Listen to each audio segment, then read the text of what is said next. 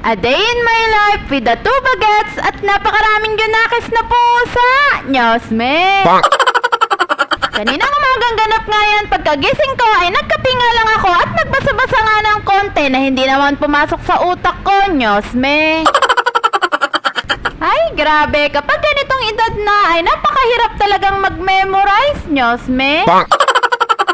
Anyways, habang nagkakape nga ako ay sinala ko na nga rin yung ulam ng mga junakis kong pusa para nga madali na nga rin lumamig kapag inasikaso ko na nga yung pagkain nila. Literal talaga araw-araw pagkagising ko ay inasikaso ko na nga agad yung ulam ng mga junakis kong pusa kaysa sa pagkain namin. Nyosme.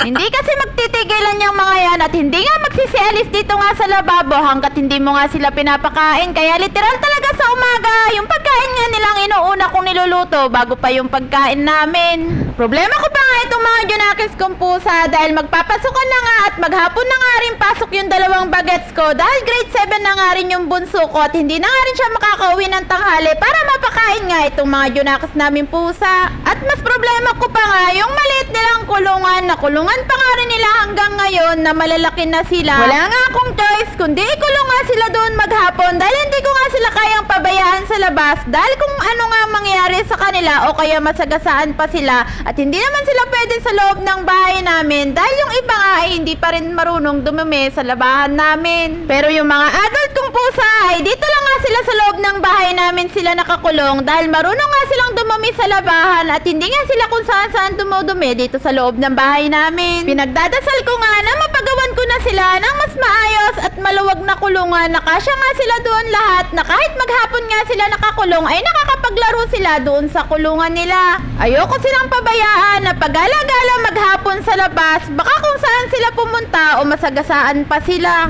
Naway magkaroon nga ng blessing yung mga junakis kong pusa para mapagawan ko nga sila ng mas maayos at maluwag na kulungan. Napakaraming ang gastusin dahil magpapasukan na nga rin at sa pagkain pa nga lang ng mga junakis kong pusa ay talaga namang nakakabutas ng bulsa kaya kung ano-ano nga yung mga tinitinda ko para kahit papaano nga may pandagdag ako na pagkain nila. Hindi ko sila kayang pabayaan, magutom o ipaampon sa mga taong hindi naman marunong mag-alaga o magmahal ng mga hayop. Ang gusto ko, kung ipapaampon ko man yung iba sa kanila, ay yung mamahalin sila at ituturing silang pamilya.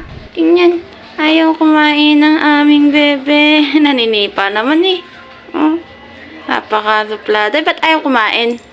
Ha? Ayaw kumain ng aming panganay. Ayaw kumain. Naninipa naman, Dibon. Ayaw kumain ng aking bebe eh. Anong gusto kaya ng aking bebe? Yun lang, salamat!